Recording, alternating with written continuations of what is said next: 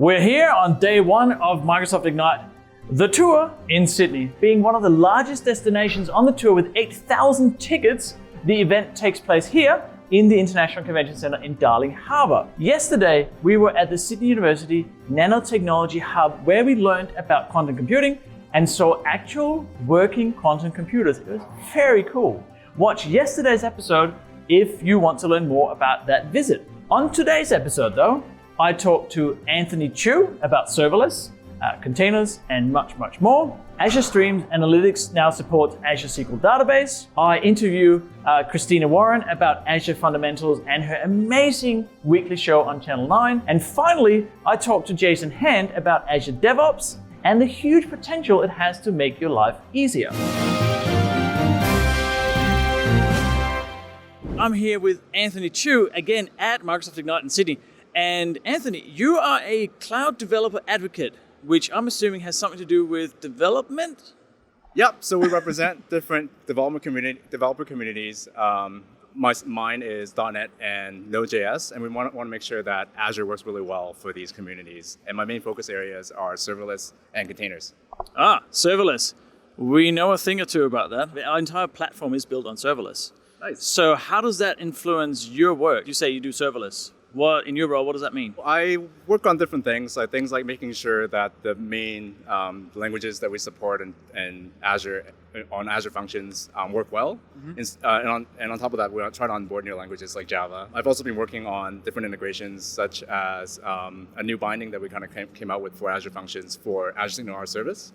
Yeah, so that you can just with one line of code output messages over WebSockets and send it to tens of thousands of connected clients. It's one of those technologies that once you see it and get what it does, you almost can't not use it. The binding you get with magic is just so powerful. Yeah, and the thing is, once you create the binding, it works for all languages that are supported by functions. So something like Signal R, that's typically a .NET specific kind of technology, can now be opened up to all languages that are supported by functions. So you could have Signal R with Java on Azure.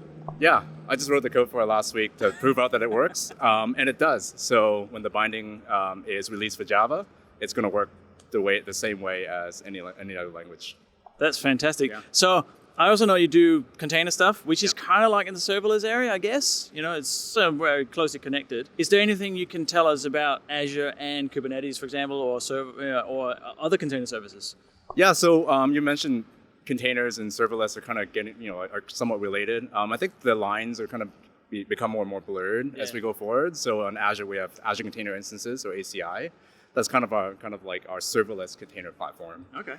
In terms of Kubernetes, we have Azure Kubernetes Service. Yep. And that's a really easy way to stand up a Kubernetes cluster. All the control plane nodes are managed for you, and you don't pay for them. So you only pay for the machines that your workloads are running on. But that's still not serverless quite yet, because you're still paying for the VMs that are running your workloads. Yeah.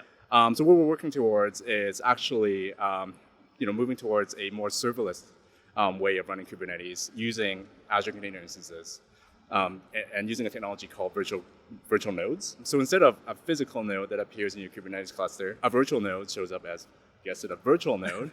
So Kubernetes thinks it's a node that has infinite capacity. But when you place workload on there, instead of actually putting it onto a physical node in your cluster, your workload actually gets placed onto ACI, and it's built serverlessly, so you only pay for what you use, and you get billed by the second. It's really good for things like burst workloads. So if you kind of imagine things like month-end processes and stuff, all of a sudden you need a bunch of containers to be spun up and do some work for half an hour and then shut back down. Instead of spending a bunch of servers to do it, you can now use something like virtual nodes to do that. So we're really excited to kind of see how this technology progresses. Well, that's all we've got time for. So thanks very much, Anthony.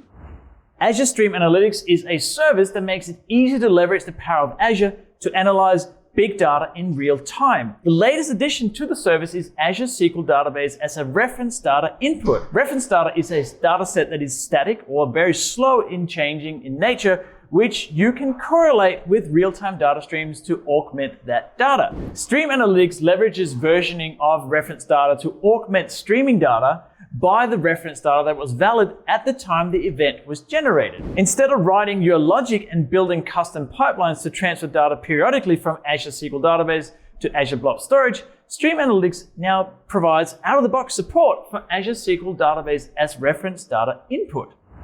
We are now in the, I guess it's the lunch session of Ignite Tour, and I'm here with Christina Warren. Hi. And Christina is I'll get this right, Senior Cloud Developer Advocate. You got it. Yes, for Microsoft, obviously. What does that mean? What do you actually do? Okay, so I work in developer relations. So part of my job is basically to advocate for the users of Azure, and I work with the product teams and the engineers to, figure out what's good, what might need improvement. And I also work with a lot of the content teams in creating videos to show people how to do things. I go to a lot of our events. I'm speaking here at Ignite, but at other conferences like Build and the big Ignite, I oftentimes will interview developers and executives on stage and things like that. And so just try to kind of let people know what's going on and help them do whatever they need to do with Azure, while also working with our product and engineering teams to make the products as good as they can be and provide that feedback that we're getting from the community. So when communities are saying, we need more of this, or this is good, but have you considered something like that, or this is a missing area, I can go back to the product teams and yell at them and say, hey, we got to do this because this is what the community is telling us to do. I believe you when you say you're going to yell at them. Do your job, right? Absolutely. I kind of do the same thing as you, because you have a weekly show on Channel 9. I do. And if you're not familiar with Channel 9, that is... So it's at youtube.com/Microsoft Developer, or you can go to channel9.msdn.com, and it's been around for a really long time. It has, but it's basically like a collection of resources where people, at Microsoft, we make videos for developers to teach them how to do stuff and to show off cool things. And so one of the shows that I host is called This Week in Channel 9, and it's very similar to your This Week in Azure show, where I kind of cover all the big developer news happening around the Microsoft ecosystem. And so that could be Azure, but it could also be things happening in open source. It could be maybe some GitHub stuff. It could be things happening around, C# or F# or whatever. And sometimes it's just things that I think are cool and that I want to point out. So I know that feeling. So it's just kind of a good way to kind of give people an overview of all the things that are happening. Yeah. What I like about your show is that it's Azure specific, and there's so much Azure stuff alone. So before I joined Microsoft, I used to be a business and technology reporter. And so I have a lot of experience of synthesizing large amounts of information and keeping up with things. But just keeping up with just the Azure stuff alone, it's a lot. It takes, a big part of my day, the day that I do the show, to research everything, find the links, record it. So kudos to you, because that's a lot of work. I know it is a fair amount of work. Now I'm interested to know, what did you present on here? So I gave 2 talks. I gave a talk on Introduction to Azure Fundamentals, so kind of an introduction to cloud computing and Azure in general. And then I gave an introduction to Azure networking, which was, again, kind of a fundamental level class on all the different networking options that are within Azure, load balancers, VPN gateways, things like traffic manager, all that kind of thing, and how it works, and show people how to do some stuff. So it's good. And there's still great demand for those fundamental courses because people keep coming into the cloud world, right? Well, exactly, because that's the thing, especially in such a great market like Sydney, where we have so many people here. Some of the tours don't have as many people. We have such a great turnout, as you have a lot of people who might already have on-prem situations and have done things a certain way, but they want to move to the cloud, and they are like, okay, but what am I doing? And what's the context of this? And why is this important? And you might even have things, containers and Kubernetes and serverless, or even if you know a little bit about cloud, those are all new concepts for some people. And so having kind of an entryway to kind of show people this is what this is, and we'll give you the resources. You can dive deeper if you need to, but this is an overview. This is how you can kind of think about it, I think is really important. Yeah, totally. And we do similar things in all the cloud platforms and Azure as well. Like, where do I start? Yeah. Right. And there's a lot of people that really need that information. So that's very cool. All right, cool. Thanks very much for being on the show, Christina. It's been a pleasure. I am here with Jason Hand. And Jason is a bit of a name within the DevOps community. Because I Googled you. And it said DevOps Evangelist of the Year in 2016. What does that mean? I'm curious. I'm not really sure either. All I remember doing is going to a lot of conferences and giving a lot of talks. Put out a few books on some topics that are related to that. But I think it was really being very active in the community that sort of has embraced the concepts and the philosophies behind DevOps. It really kind of maybe made me kind of stand out a little bit. Yeah. A lot of the things I was talking about were really I don't know, cultural and not so much technical, which to me is much more interesting and important to a lot of the DevOps conversations. It's not really about tools. It's not even really about processes. It's about continuously improving those things, and then also realizing that the systems we're building aren't just technical; they're socio-technical. They include people, and through the designing and building and operating and supporting, there's always people involved. At the time, I was with a company called VictorOps, so they provide incident management and on-call as a service type of thing. So a lot of the stuff I was talking about was related to those areas of monitoring and alerting and on-call, and then doing things that are sort of part of the site reliability engineering sort of principles, especially around post-incident reviews. So after something goes wrong, historically we would do things like root cause analysis, but now that we're in the cloud, like the idea of root cause isn't really as much of a thing anymore because things are always changing. So there's not this like atomic beginning. So how do we address failures and learning from those things? Again, from the aspect of not just the technical things that broke, not just the the root cause, but also all of the things that kind of went involved the failure of components and the failure of services, but also the recovery of those services. What were people doing and what were they thinking, and how much sleep had they had, and how much experience did they have? There's just all kinds of data points that gets kind of left out of the conversation when we focus on sort of the old school methods like root cause analysis. So you mentioned two things. So you obviously DevOps. We're not going to talk about the Azure DevOps product because we'll do that tomorrow with someone else. What is your definition of DevOps, I guess? Because it's sort of a term that's becoming used everywhere. To you, what is DevOps? Sure. My own definition of it is the intersection of the three main components that we already kind of mentioned. The people, and I think they come first. It's really understanding how do we create scenarios for people to continuously improve. And that then applies to how do we allow them to continuously improve their processes. Instead of having a quote best practices that we accept or adopt and just use that for an extended amount of time, how do we create a scenario and a work environment where people are encouraged to always look for better ways to do it?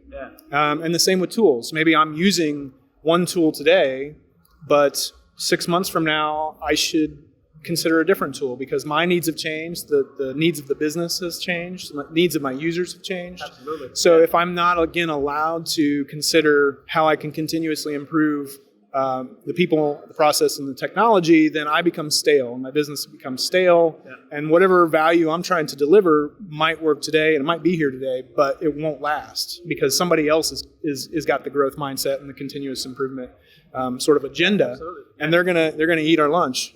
So that's really, to me, that's at the heart of DevOps. It is not a product. It is not a person. You can be a DevOps engineer, of course, and there are DevOps teams.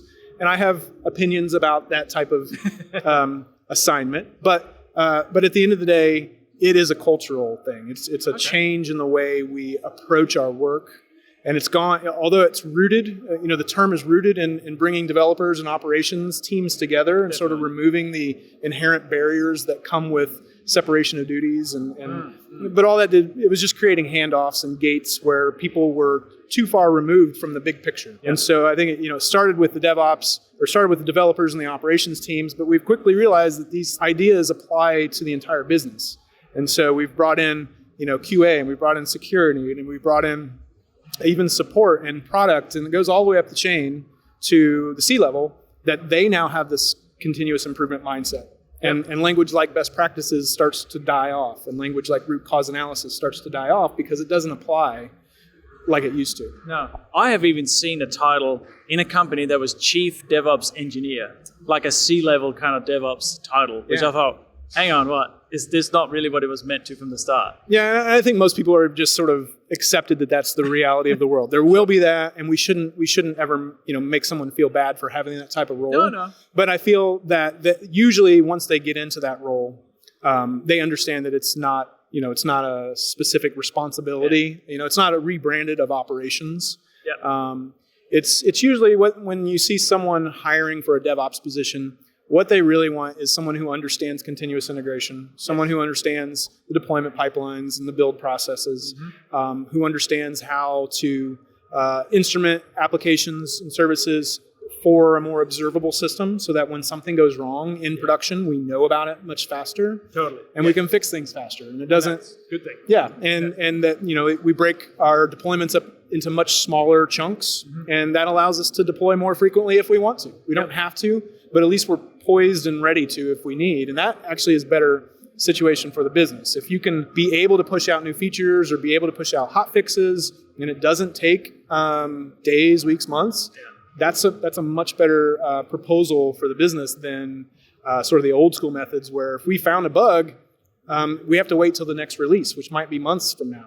Oh yeah, no, it's totally improved all of that, absolutely. Yeah. There's always going to be DevOps engineers and DevOps teams, and I think that's fine as long as they are the ones who are maybe championing the ideas of continuous improvement, championing the ideas of growth mindset, and really pushing their teams to reject the notion of best practice, reject the notion of, I keep coming back to root cause because that one's such an obvious one that we just can't keep building processes around. A good DevOps engineer is someone who embraces the mindset, the philosophies, sort of radiates it through the entire company. You mentioned Site Reliability Engineer, or SRE.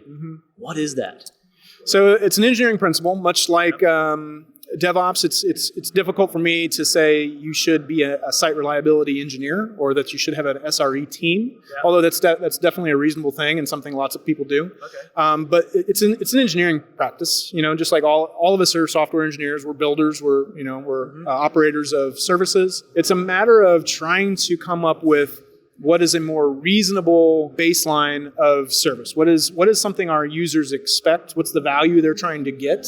And how do we aim for that? How do we work towards that? That's the end of day one at Microsoft Ignite, the tour here in Sydney. We interviewed some amazing Microsoft people that are all on the inside of where the Azure magic happens. Anthony Chu talked to us about the very cool new language support that is coming for Azure Kubernetes Services, Signal R support for serverless functions, and much more. Azure Stream Analytics now supports Azure SQL Database as reference data input. And I spoke to Christina Warren about her Ignite sessions on Azure Fundamentals and her weekly developer show on Channel 9. And then finally, Jason Hand stopped by to inspire us all to think about DevOps in a much more human way. So see you tomorrow for day 2 of Microsoft Ignite, the tour in Sydney. And keep being awesome, Cloud Gurus.